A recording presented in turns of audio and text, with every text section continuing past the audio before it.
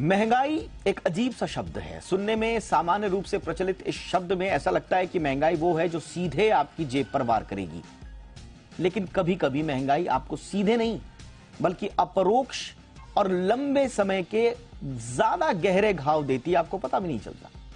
मशहूर अर्थशास्त्री Milton Friedman ने कहा था कि महंगाई हमेशा से और हर जगह एक मौद्रिक घटना रही है। इससे ऐसा प्रतीत हुआ कि आर्थिक परिस्थितियों के हिसाब से महंगाई अपना रास्ता खुद तय करती है, ये किसी के वश में नहीं। ये एक तरह से सरकार और शासन की भूमिका को नगण्य करने सरीखी परिभाषा थी। हालांकि बाद में फ्रीडमैन को सफाई देनी पड़ी कि वो दीर्घकालिक महंगाई की बात कर रहे थे। उनके अलावा कुछ वक्त पहले ही दिग्गज अर्थशास्त्री पॉल क्रूगमैन ने महंगाई की फ्रीडमैन वाली थ्योरी यानी कि मात्र मौद्रिक घटना वाला जो उनका सिद्धांत था उसे मानने से इनकार कर दिया। इसके उलट उन्होंने इसे हमेशा से एक गंभीर राजनीतिक और सामाजिक विघटन से जुड़ी स्थिति बताया, यानी कि इसके लिए उन्होंने राजनीतिक और सामाजिक परिस्थितियों को जिम्मेदार बताया। अब आप कहेंगे कि हम महंगाई पर ये गूढ़ और डीप बातें क्यों कर रहे हैं। देखिए, कोशिश एक ही है कि आपको महंगाई की गहराई तक ले जाया जाए ताकि आप उसके दीर्घकालिक परिणामों में से वाकिफ हो पाएं। और इसका एक संदर्भ आपको होम लोन की बड़ी कीमतों से जोड़कर हम बताते हैं, जो आज की कवर स्टोरी का मुख्य बिंदु भी है। देखिए, स्थिति यह है कि आज होम लोन की महंगाई का दबाव आपके रिटायरमेंट की उम्र के बाद तक जा चुका है। यह कोई आजकल की स्थिति नहीं है कि आपको महंगाई से तुरंत या तो चोट पहुंचेगी या राहत मिलेगी।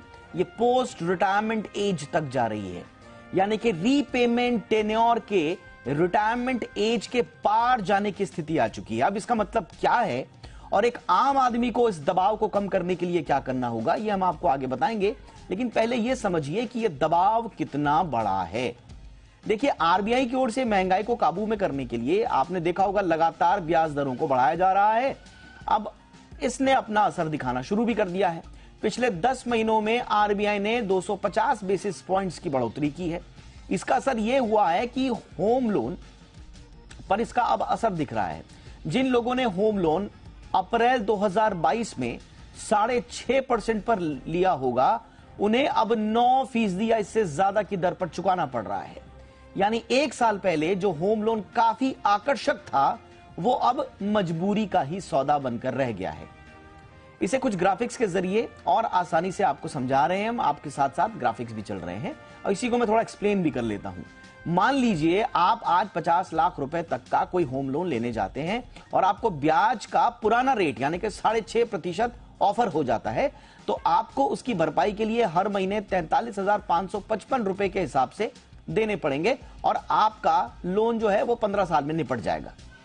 लेकिन मौजूदा परिस्थितियों में आपको रेट 9.5% का ऑफर हुआ, तो इसका मतलब यह है, जो हो भी रहा है, कि आपको वही हर महीने 43,555 रुपए की किस्त को अब 15 नहीं बल्कि 25 साल में चुकाना होगा। 10 साल की बढ़ोतरी का मतलब यह हुआ कि आपको ज्यादा लंबे वक्त तक काम करना होगा, कमाते रहते रहना होगा, किस्त चुकाते रहते रहना होगा और कई बार ये रिटायरमेंट की एज से भी आगे चला जाता है। यानी कि आप 60 साल की उम्र में अगर प्लान कर रहे थे कि मेरी ईएमआई वगैरह, होम लोन वगैरह सब निपट जाएगा, तो ऐसी स्थिति यहां से बनती हुई नहीं दिखाई दे रही है, क्योंकि उसका एक बड़ा कारण यह है कि जो फिक्स्ड रेट्स पर जो लोन मिलता था अब वो नहीं मिलता, फ्लोटिंग दरों पर ही रेट मिलता है। और फ्लोटिंग दरें अगर इतनी तेज रही, महंगाई ऐसी ही रही, तो फिर आपका दीर्घकालिक लोन में जो आपकी ईएमआईज हैं और समय है